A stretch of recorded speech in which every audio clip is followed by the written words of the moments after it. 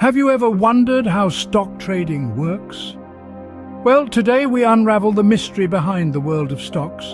A world where fortunes are made, dreams are shattered, and yet the allure remains as potent as ever. Stocks, shares, equities, or the cash market, whatever you prefer to call it, it's all about ownership. When you own a stock, you own a piece of a company.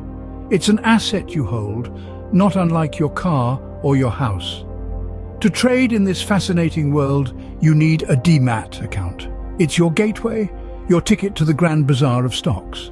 Companies often offer their stocks to the public for the first time through an initial public offering, or IPO. This is a golden opportunity for investors to get on board early and potentially reap handsome rewards. Most of the trading happens on the National Stock Exchange, or NSE, a bustling marketplace where stocks are bought and sold.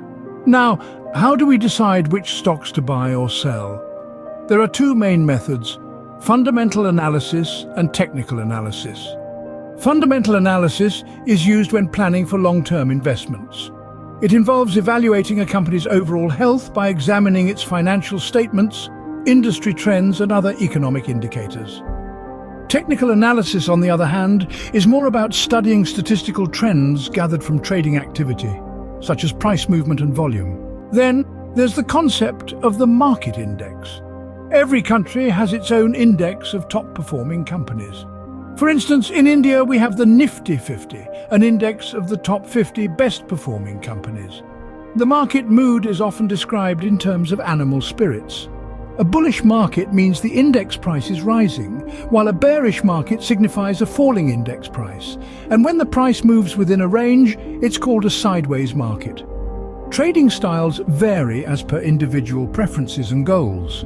There's intraday trading, which happens between 9:15 a.m. to 3:15 p.m. Swing trading lasts more than a day, up to 3 months. And then there's investing, which is for the long haul, spanning 3 years or more. The stock market is a diverse ecosystem. It comprises retail investors, high net worth investors, and institutional investors, which include both foreign and domestic entities.